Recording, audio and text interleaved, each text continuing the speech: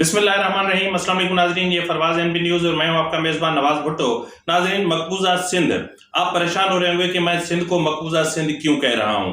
जी नाज़रीन, मैं जानबूझ के कह रहा हूं क्योंकि तकरीबन एक तवील अरसे से सिंध एक मकबूजा इलाका ही है। मकबूजा इलाका है पाकिस्तान पीपुल्स पार्टी के पास, जहां सिंध के तरक्याती बजट के नाम पर अरबों रुपए के घपले किए जाते हैं। उसके हवाले से तो मैं एक पूरी सीरीज शुरू करने जा रहा हूं, लेकिन सिंध के इक़्तिदार पर एक अरसे से पाकिस्तान पीपुल्स पार्टी काबिज है, लेकिन उसके जवाब में सिंध को क्या मिला, क्या खोया, क्या पाया। लेकिन एक सवाल ये भी है कि सिंध के पास मुतबादिल क्या है। आखिर सिंध के अवाम अगर वोट कास्ट करें तो कहां कास्ट करें, उनके पास एक अल्टरनेट लीडरशिप है कि नहीं है। तो बहरहाल इस वक्त तक की जो सूरत हाल है, आपको पता है कि 8 फरवरी को इलेक्शन होने जा रहे हैं और इलेक्शन के हवाले से पीएमएल-एन भी वहां से चली थी तख्ते लाहौर से सिंध को फतह करने के हवाले से। फिर यहाँ भी जीडीए और एमक्यूएम के दरमियान भी एक इत्तेहाद बना भी, टूटा भी, और फिर जेयूआईफे भी जो है वो आ गई इस पर। तो ये सारी सूरत हाल क्या बनी, और इसके हवाले से आइंदा आम इंतखाबात के हवाले से सिंध की एक जो जीडीए है, ग्रैंड डेमोक्रेटिक अलायंस, उसमें जितनी भी जमातें, बिलखुसूस सिंध की कॉम्प्रेस जमातें, उनका विजन क्या है और क्या पाकिस्तान पीपुल्स पार्टी को शिकस्त दे पाएंगे। और ताकि ये देखा गया है कि पिछले सैलाब के बाद जिस तरीके से लावारिस करके सिंध के बच्चों को, सिंध की औरतों को, सिंध की खवातीन को सड़कों पर फेंक दिया गया और उनके फोटो सेशन करवा के, और फिर यूएनओ से और दीगर इदारों से, वर्ल्ड बैंक से और जितने भी दीगर तरक्की याफ्ता ममालिक हैं, उनसे जिस तरह जो है वो इमदाद बटोरी गई, लेकिन उसके जवाब में सिंध के लोगों को क्या मिला? चंद नुमाइशी घर मिले, और फिर उन घरों की तस्वीरें बनी, और फिर उन तस्वीरों के नाम पर करोड़ों अरबों रुपए के फंड्स वसूले गए। तो इस सिलसिले में हमारे साथ हैं जनाब डॉक्टर कादिर मक्सी साहब। आपको पता है कि वो अपना कादिर मक्सी साहब सिंध तरक्की पसंद पार्टी का एक बहुत ही अपना एक मजबूत आवाज है, और सिंध के हवाले से उनकी शख्सियत किसी तारुफ की मोहताज नहीं है। डॉक्टर साहब, आप मुझे बताएंगे कि इस वक्त आप ओवरऑल पाकिस्तान की जो इलेक्शन के हवाले से जो माहौल बन रहा है, इस पे आपका या आपकी पार्टी का क्या ओपिनियन है? देखिए, हम बुनियादी तौर पे जमहूरियत पसंद लोग हैं। हमारी ख्वाहिश ये है कि ये जमहूरियत का तसलसल जारी रहे, मुल्क में जो भी तब्दीली आए वो वोट की पर्ची के जरिए से आए। इसलिए हर सूरत में इंतखाबात अपने मुकम्मल आईनी मुद्दत के दरमियान होने चाहिए। आईनी बुनियादों में जब इंतखाबात होंगे तो वो ट्रांसपेरेंट होना जरूरी है, गैर जानबदाराना होना जरूरी है। लोगों को अपना मुकम्मल वोट और अपनी ख्वाहिश के मुताबिक वोट देने का आजादाना हक हो। लेकिन जैसे जैसे ये इलेक्शन का प्रोसेस शुरू हुआ है तो गू मगू की कैफियत बना दी गई है, चिमगोयां हो रही हैं। कभी इस्टेब्लिशमेंट की तरफ से कुछ नुमाइंदे उनके साथ ही जो है नुमाइंदा बनकर अफवाहें फैलाते हैं, कुछ सियासतदान इस तरह की कैफियत फैला रहे हैं कि जो लोग हैं अपोजिशन के वो इसी परेशानी में रहे हैं कि पता नहीं इलेक्शन होंगे न होंगे। ऐसा ना हो कि हम इखराजात कर बैठे हैं, फिर इलेक्शन मुलतवी हो जाए तो फिर सारी हमारी जो पैसा लगा हुआ वो डूब जाएगा। बाकी जहां तक जो हुकूमत में लोग हैं सिंध में, मसलन मैं आपको बताऊं, 15 साल से पीपल्स पार्टी बेनजीर साहबा की शहादत के बाद मुसलसल इक़्तिदार में है। उन्होंने लोगों की एक करप्ट माफिया टीम बनाई हुई है। यूनियन काउंसिल से लेकर कराची तक जो है, फाइनेंशियल कैपिटल तक, वो एक बेनिफिशियरीज का क्लास है जिन्होंने अरबों खरबों रुपए लूटे हैं। वो उनके खर्चात चलाते हैं, वो उनकी इलेक्शन कैंपेन करते हैं, वो उनके लिए स्टेशंस और कैंप्स खड़े करते हैं। इसलिए पाकिस्तान पीपल्स पार्टी के लीडर साहबान जो हैं वो सिर्फ बड़ी बड़ी जमहूरियत पसंदी की तकीरें झाड़ के दुनिया में अपना इमेज बनाते हैं।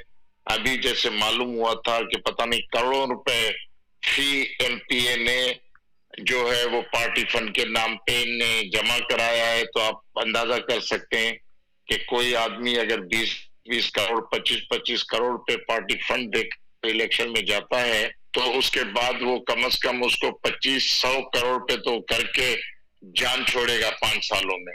तो ये फिनोमिना है जिसमें जो है सारा सिंध जो है वो अज़ाब में मुब्तला है।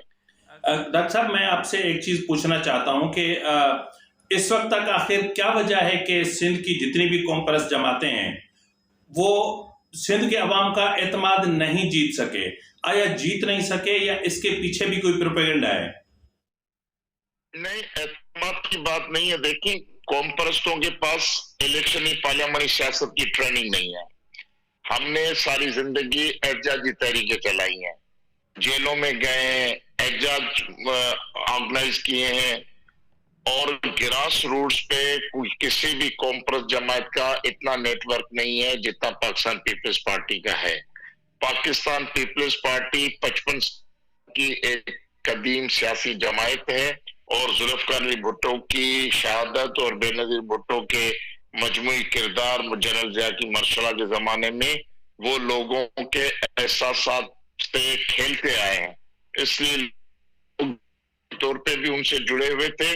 लेकिन ये 15 साल के बाद जो लूट खसूट है, अब जो वोट है वो कोई पॉपुलर वोट पीपल्स पार्टी का नहीं है कि बिलावल भुट्टो की तकीर लोग सुनकर वोट देंगे या इनका कोई सियासी फलसफा इलेक्शनी मंशूर देकर वोट देंगे।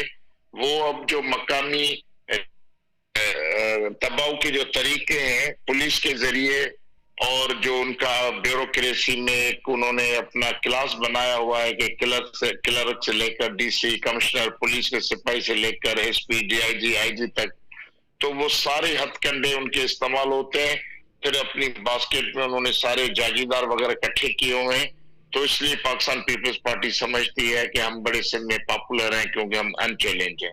हम जो कौम परस्त हैं वो नजरियाती बुनियादों पे लोगों में काम करते हैं, लोगों की फलाह बहबूद के लिए, और हमारा जो वर्किंग क्लास है वो बिल्कुल डाउन टू अर्थ है, एक बिल्कुल पिसे हुए तबके के मेहनत कश, कोई हारी है, कोई मजदूर है, कोई तुलबा नौजवान है जो गरीबों के बच्चे हैं। इन्होंने इलेक्टोरल सिस्टम इस तरह बनाया है कि कम से कम आपको शरीफाना और सादे तरीके से अगर इलेक्शन करनी है तो कम से कम एक सूबाई हल्के के लिए आपको 5 करोड़ खर्च चाहिए।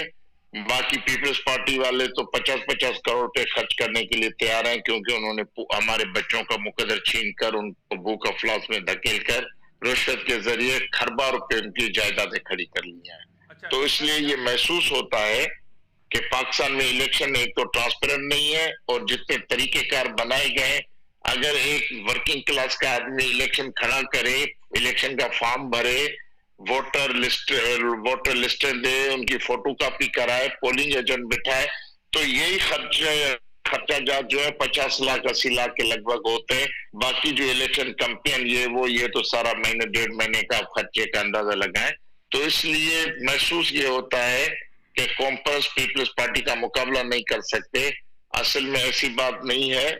अभी इस इलेक्शन में इंशाल्लाह आप देखेंगे सिंध में एक बहुत बड़ी तब्दीली आएगी कि बड़े बड़े आवाज, जो मजबूत आवाज हैं नेशनल सियासत के, वो आपको असेंबली में नजर आएंगे, और पीपल्स पार्टी के बड़े बड़े बुतों को हम गिरा के दिखाएंगे कि ये पार्लियामानी सियासत सिर्फ पीपल्स पार्टी के घर की मेरास नहीं है, ये अवामी नुमाइंदे भी मुकाबला करके उनको हरा सकते हैं। डॉक्टर साहब, जीडीए का जो नेटवर्क है वो इस हद तक कमजोर है कि आपको सिंध के कौमी और सूबाई असेंबली के जो हल्के हैं उनके लिए उम्मीदवार भी पूरे नहीं मिल सके। इसकी क्या वजह है? बस अब क्योंकि हम इत्तेहादी हैं इसलिए मैं जीडीए की कमजोरियों पे कम बात करूंगा, लेकिन यह है कि जीडीए खुद भी पुलिस इसके हुकूमती अताब का शिकार रही है। माजी में जो जीडीए के विनिंग कैंडिडेट्स थे उन्हें प्रेशर देकर या उन्हें माजी फ्यूचर की लालचें देकर जीडीए से अलग किया गया है, लेकिन इसके बावजूद भी बिल्कुल आवाज न होने के बराबर ऐसा नहीं है कि पीपल्स पार्टी समझे कि वो अनचैलेंज है, उसका कोई मुकाबला नहीं है। तो उस हवाले से जीडीए एक मुतबादिल प्लेटफॉर्म बना है जिसमें हमारी 2 कौम परस्त जमायतें, हमारी साथी अयाज पलीजो साहब और सैयद जैन शाह जलाल महमूद शाह की जमायत एसयूपी, वो इनके इत्तेहादी हैं, उन्हीं के इंतखाबी निशान पे लड़ रहे हैं। मैं जो हूँ एसटीपी की तरफ से अपने इंतखाबी निशान पे लड़ रहा हूँ, लेकिन हमने जीडीए के साथ सीट एडजस्टमेंट की है, इलेक्टोरल अलायंस बनाया है सीट एडजस्टमेंट का, उसमें वो मुझे मुकम्मल सपोर्ट कर रहे हैं और हम सारी सिंध में उनके नुमाइंदों को सपोर्ट कर रहे हैं। तो उम्मीद करते हैं कि इस दफा कोई ब्रेक थ्रू पार्लियामानी सियासत में आएगा और पीपल्स पार्टी की उजारादारी चैलेंज होगी इंशाल्लाह। अच्छा डॉक्टर साहब, क्या ये फैक्ट है कि टिकट्स की जो अपना तकसीम का मामला था उस पर भी जीडीए में इख्तलाफात सामने आए, और ऐसा भी देखा गया है कि एक हल्का ऐसा भी है कि जहां जीडीए का एक रहनुमा खुद कौमी असेंबली पे खड़ा हुआ है तो अपने बेटे को सूबाई असेंबली पे खड़ा कर दिया है, जबकि वहां आपके अपने उम्मीदवार मौजूद थे। हाँ, बस ये थोड़ा प्रॉब्लम है कि क्योंकि ये मुशर्रफ साहब के जमाने से शुरू चला है खानदान की मौरूसियत, कि मुशर्रफ साहब ने ये लोकल बॉडी इलेक्शंस के सिस्टम में ये जो नाज़मी का सिस्टम लाया था, तो उन्होंने हर जिले में एक फिफ्टम बना दी थी कि एमएनए एक बाप है, उसका भाई एमपी है, फिर उसका बेटा जो है डिस्ट्रिक्ट का नाजिम है, फिर उसका छोटा बेटा तहसील का नाजिम है। तो इस तरह उन्होंने डिस्ट्रिक्ट सतह पे छोटी छोटी फिफ्टम बनाई थी। अब वो लोग इतने करप्शन करके पैसे सियासी असर को इतना बना गए हैं कि वो किसी भी सियासी जमात को ब्लैकमेल करते हैं, इसलिए सियासी जमातों को की ये मजबूरी हो गई है कि वो इसी तरह के लोगों को टिकटें बांटे जो कम से कम खर्च करने के अहल हो, क्योंकि कोई पॉपुलर नैरेटिव नहीं होता जब, तो फिर हम वो विनिंग हाउसेस की तरफ ढूंढते हैं कि कोई मुकाबला कितना कर सकता है, किसके पीछे कितना बड़ा कबीला है, और क्या वो पीपल्स पार्टी के मुकाबले में कोई 19-20 के फर्क से वोट ले सकता है। तो फिर तरजीहात बदल जाती हैं। बाकी हम कौम परस्तों का यही नुक्ते नजर है कि हम वर्किंग क्लास के नुमाइंदे अपने वर्किंग क्लास के नुमाइंदों के जरिए इलेक्शन लड़ना चाहते हैं, न सिर्फ लड़ना चाहते हैं पर जीतना भी चाहते हैं इंशाल्लाह। डॉक्टर साहब, मैं एक चुभता हुआ सवाल करने जा रहा हूं कि जीडीए में जितनी भी जमातें शामिल हैं या पीर साहब वगैरह हैं या फंक्शनल लीग है, क्या उनको अंदाज़ा नहीं है कि एमक्यूएम बाज़ाब्ता तौर पर सिंध की तकसीम की बात कर रही है और हर फोरम पे कर रही है, और जब भी उनका दिल करता है कराची में बैनर्स लगा देते हैं और लिसानियत को हवा देते हैं, तो क्या ऐसी ऑर्गेनाइजेशन के साथ बैठना चाहिए था? देखिए, मेरी पार्टी का अपना नुक्ते नजर है कि हम एमक्यूएम के जब तक एमक्यूएम सिंध के दायमी मफादात हैं, यानी सिंध की इंटीग्रिटी, सिंध के इंडिजिनस लोगों की सिंध पर हाकिमियत, वजारत आला और हाकिमियत का हक, और जो कल्चरल और सोशल राइट्स हैं, जब तक एमक्यूएम इन दावों से हाथ नहीं उठाएगी, अपने आप को सिंध में मर्ज नहीं करेगी, तो हम एमक्यूएम को न सियासी जमात समझते हैं, न उनसे कोई कोरिलेशन के हम हिमायती हैं। बाकी यहाँ पर जो इक़्तिदार परस्त पार्टियां हैं, जीडीए ने उनके साथ कोई अलायंस की सूरत बनाई है, बिल्कुल ये आप दुरुस्त कह रहे हैं, लेकिन सबसे पहले तो इसकी जिम्मेदार पाकिस्तान पीपल्स पार्टी है। इब्तिदा उन्होंने की थी जब 1988 में अभी तक कराची में बोरी में बंद लाश मिल रहे थे, इंजीनियर डॉक्टर शहीद हो रहे थे, रोड रास्ते खून में लतत थे, तो बेनजीर साहबा ने 90 विजिट करके एमक्यूएम जो एक फैशिस्ट जमात थी, सियासी जमात भी नहीं बनी थी, तो उनको 2 वजारतें देकर पार्लियामेंट में सूबाई असेंबली में उनको पॉलिटिकल लेजिटिमेसी दी, फिर हर दौरे इख्तियार में उनको वजारत में हिस्सेदार बनाया और अपने जो पावर शेयरिंग है वो आपस में करते रहे। तो जब पाकिस्तान पीपल्स पार्टी को इतना बड़ा सिंध से मैंडेट मिलता है, उन्होंने सिंध के एहसासात का ख्याल नहीं रखा, तो फिर दूसरी भी जमातें समझती है कि शायद इस बात को सिंध के लोग बुरा नहीं समझते, तो फिर और जमातें भी एमक्यूएम के साथ अपनी रिलेशनिंग जो है वो रखते हैं और उनके साथ अपने अलायंस जोड़ते हैं। डॉक्टर साहब, इस वक्त जीडीए का जो इत्तेहाद है या जो सीट एडजस्टमेंट है वो कौन कौन सी जमातों के साथ है? जीडीए जो है मुस्लिम लीग नवाज के साथ है, जेयूआई के साथ है, और शायद पीटीआई अभी नहीं है उस फोल्ड में, बाकी जो हमारे दो निश्चित साथी हैं वो खुद जीडीए का हिस्सा है, अयाज फलीजो साहब और सैयद ज़ैन शाह। अच्छा डॉक्टर साहब, जीडीए को इलेक्टोरल सिस्टम में दाखिल होने के लिए अचानक से फैसला करना पड़ा, या मतलब जाहिर है कि अचानक से ही फैसला करना पड़ा होगा क्योंकि आपका होमवर्क भी मुकम्मिल नहीं था। तो क्या ये बेहतर ना होता कि इसकी पहले से हिकमत अमली मुरतब की जाती और एक प्लानिंग की जाती और एक लिस्टें बनती कि किस किस डिस्ट्रिक्ट में, किस किस तालुका में कितने लोग हैं हमारे जिनको हम टिकट्स दे सकते हैं, जिनको जो ऐसे हैं जो वहां से जीते भले ना, हार जीत होती रहती है, लेकिन लोगों को एहसास दिलाएं कि हम आपके साथ हैं, हम खड़े हैं।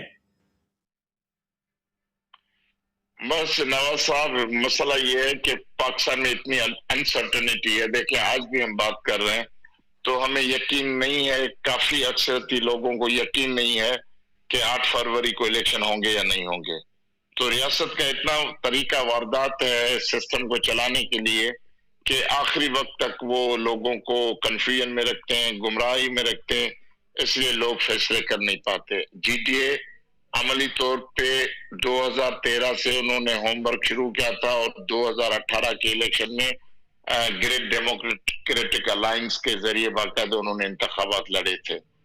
ये आपकी जायज बात है कि अगर जीडीए इन 18 के नतीजे के बाद अगर 5 साल काम करती और जिले और तहसील सतह पे एक रेपुटेड, एक बासलायत उम्मीदवार मुंतखब करती जो अपोजिशन के किरदार अदा करें पीपल्स पार्टी के खिलाफ, तो हमें सारी सिंध में 130 सीटों पे अच्छे उम्मीदवार मिल सकते थे, मगर वो मौका जाया हुआ है। तो अब जो भी हंगामी सूरत हाल है उसमें हमारी यही कोशिश होगी कि हम इख्तलाफी चीजों से बचें और मुश्तरका होकर मुकाबला करें। और पीपल्स पार्टी का 100% मुकाबला नहीं हो सकता तो कम से कम 25-30% उनकी सियासत में डेंट डालें, नए चेहरे असेंबली में ले आए, तो कम से कम आगे एहतसाब का और सियासत का एक तवाजुन पैदा हो और पीपल्स पार्टी की सारी मौके परस्ती का मुकाबला हो सके। सर, इस वक्त जो इस्टेब्लिशमेंट का बयानिया है इंतखाबात के हवाले से या फिर 9 मई के हवाले से या फिर जो भी हालात जिस तरफ जा रहे हैं, ये सारा इसमें एक जो अदम इस्तेहकाम की फिजा पैदा हो चुकी है। और इस अदम इस्तेहकाम की फिजा में आप क्या देख रहे हैं कि क्या आम इंतखाबात जो 8 फरवरी को मुमकिन तौर पर होने जा रहे हैं, क्या वो मतलब एक पुरअमन होंगे या पुरअमन हो सकते हैं? देखिए पाकिस्तान में कोई इतनी अच्छी रवायत नहीं है इलेक्शन के हवाले से कि हम भरोसा करेंगे बिल्कुल ट्रांसपेरेंट होंगे, शफाफ होंगे, कोई धांधली नहीं होगी, कोई इंजीनियरिंग नहीं होगी। इस तरह की कोई मिसाल नहीं है। लेकिन अभी माजी के मुकाबले में, माजी में 100% इंजीनियरिंग होती थी। अब मुझे लगता है कि उस चीफ जस्टिस सुप्रीम कोर्ट उसकी मुदाखलत की वजह से या election commissioner, chief election commissioner खुद एक अच्छी रेपुटेशन के आदमी हैं, तो इन दोनों की मौजूदगी में मुझे अंदाजा हो रहा है कि 18 की तरह बिल्कुल 100% धांधली नहीं होगी कि जीतने वाले उम्मीदवार जो है वो घर भेजे जाए और जो तलवे में पड़े हों उनको उठा के जीत के अनाउंसमेंट की जाए। इस तरह सूरत हाल नहीं होगी, लेकिन ये जरूर है कि छोटी मोटी सतह की इंजीनियरिंग और धांधली उसका चांस रहता है और वो होती है और अभी तक होगी शायद। इससे अभी तक हमारे इलेक्शन जो है वो आजाद नहीं हुए। डॉक्टर साहब, सिंध में पाकिस्तान पीपुल्स पार्टी की तरफ से जो सरकारी मशीनरी का बेदरेग इस्तेमाल किया जाता है, उसकी रोकथाम के लिए जीडीए ने कोई प्लानिंग की है? अब आप सब जीडीए के सवाल मुझसे पूछ रहे हैं जैसे मैं कोई जीडीए का तर्जुमान हूँ। नहीं, जीडीए का तर्जुमान नहीं हूँ, मैं तरक्की पसंद पार्टी का तर्जुमान हूँ, लेकिन अपोजिशन के हैसियत से मैं आपको बताऊं कि अभी पीपल्स पार्टी के जितने भी यूनियन काउंसिल और टाउन कमेटीज के चेयरमैन हैं वो उनके इलेक्शन वर्क में मसरूफ हैं। इलेक्शन कमीशन ने 2 दफा वार्न किया है उनको, डीसीज को लिखा है, डीआरओ जो है, कि जो भी यूनियन काउंसिल, डिस्ट्रिक्ट काउंसिल का और तालके काउंसिल का चेयरमैन इंतखाबात में नजर आए या कोई ब्यूरोक्रेट नजर आए तो आप उस पर कदम उठाएं। लेकिन अभी तक वो कोई इस तरह की कार्रवाई नहीं हुई है। वो फंड्स मुहैया कर रहे हैं, वो लोगों को ब्लैकमेल कर रहे हैं, और अभी तक तो बहुत सारे इलाकों में जो रोड रस्तों के काम हो रहे हैं, कहीं बिजली के ट्रांसफार्मर लग रहे हैं, ये सारे प्री पोल रिगिंग के जमरे में आते हैं कि भाई आपने 5 साल में काम नहीं किए, अभी जो इलेक्शन शुरू हुए हैं तो आपकी ट्रांसफार्मर की गाड़ियां जो है वो आपके इलेक्शन टीम के पीछे चलती हैं, या जो खराब रोड है, बिल्कुल सड़कें तबाह हैं, वहां आपने पत्थर बिछाना शुरू कर दिया, लोगों को बताना कि देखो हम कितने हमदर्द हैं, हुकूमत में नहीं है फिर भी आपके लिए रोड बनवा रहे हैं। तो ये सारी धांधली के जमरे में आती है। इसलिए हमने इलेक्शन कमीशन को लिखा था, चीफ मिनिस्टर को लिखा था कि जितने भी फंड इलेक्शन से पहले रिलीज किए गए हैं कामों के, ये रोके जाए, बंद किए जाएं, क्योंकि 8 फरवरी को इलेक्शन होंगे, फिर जो भी डेवलपमेंट होगी उसके बाद हो। और ये जितने भी सरकारी मशीनरी है, फिर पुलिस का सिपाही हो, कोई असातिज़ा हो, या एसपी हो, डीसी हो, असिस्टेंट कमिश्नर हो, अगर इनकी कोई धांधली में हिमायत करता है या सपोर्ट करता है तो कम से कम उनको अकाउंटेबल बनाने की जरूरत है और अकाउंटेबल होने चाहिए। डॉक्टर साहब, तकरीबन आप कितनी निशस्तें ले पाएंगे? मुकाबला सख्त है, आगे पाकिस्तान पीपल्स पार्टी है, उसकी सरकारी मशीनरी है, और बकौल आपके कि जिस तरह यूनियन काउंसिल सतह पर ये सब ड्रामेबाजी चल रही है, तो ऐसी सूरत हाल में आप कितनी निशस्तें ले पाएंगे? देखिए, उम्मीद पे इलेक्शन जो भी उम्मीदवार खड़े होते हैं, हर किसी को उम्मीद है हम जीतेंगे, लेकिन मुझे अंदाजा है कि पाकिस्तान पीपल्स पार्टी ने 2018 में जितनी सीटें ली थी, कम से कम 15 से 20 सीटें वो इस दफा गंवाएगी, कम लेगी, मुझे कभी उम्मीद है।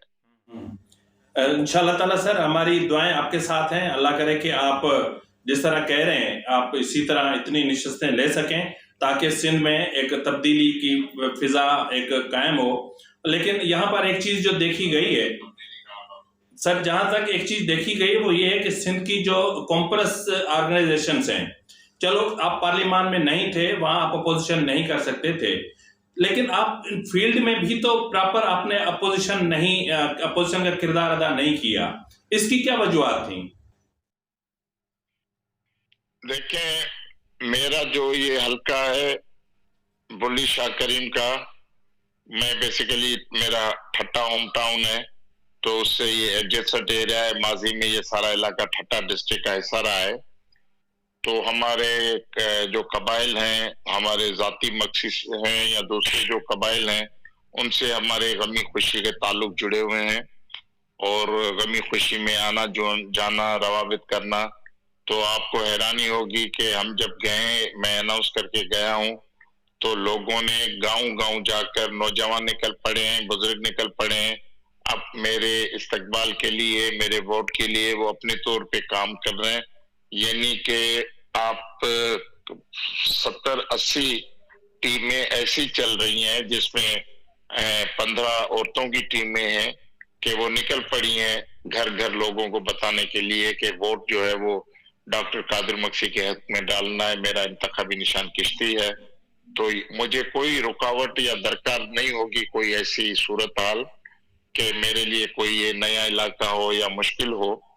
तो इंशाल्लाह उम्मीद है कि हम जो 3 साथी हैं, कॉम्प्रेस सियासत के नुमाइंदे सैयद ज़ैन शाह, अयाज लतीफ पलीजो और मैं वैसे डॉक्टर कादिर मक्सी, हम इंशाल्लाह इस इलेक्शन में कोई ब्रेक थ्रू ले आएंगे, असेंबली में दाखिल होने के अहल होंगे, और फिर आइंदा हमारी जिंदगी का इम्तिहान शुरू होगा कि पार्लियामेंट में पहुंचकर हम मौके परस्ती मसलत का मुजाहरा करते हैं या अपने कौमी हकूक के लिए हम सीना सुपर होकर इन सारी लूटमार की, करप्शन की मजामत करके सिंध को एक नए तामीरी रुख में ले जाते हैं। बहुत शुक्रिया डॉक्टर कादिर मक्सी साहब, आपने अपने कीमती टाइम में से जब आप इलेक्शन कैंपेन में मसरूफ टाइम दिया, मैं आपका बहुत मशकूर हूँ। नाज़रीन, जिस तरह आपने डॉक्टर कादिर मक्सी साहब की बातें सुनी, अगर आप इनको मद्देनजर रखते हैं तो फिर सिंध में एक पुख्ता और एक मजबूत जो है एक अपोजिशन सामने आएगी, और ये ऐसी अपोजिशन होगी, या यूं समझ लें कि सिंध के अवाम जो तरस रहे थे कि हमारे पास मुतबादिल कोई नहीं है, तो एक अल्टरनेट के तौर पर एक नई फोर्स आएगी जो पाकिस्तान पीपुल्स पार्टी की जाबराना रविश को रोकने में, उसके आगे बंद बांधने में यानी एक मजबूत किरदार अदा करेगी।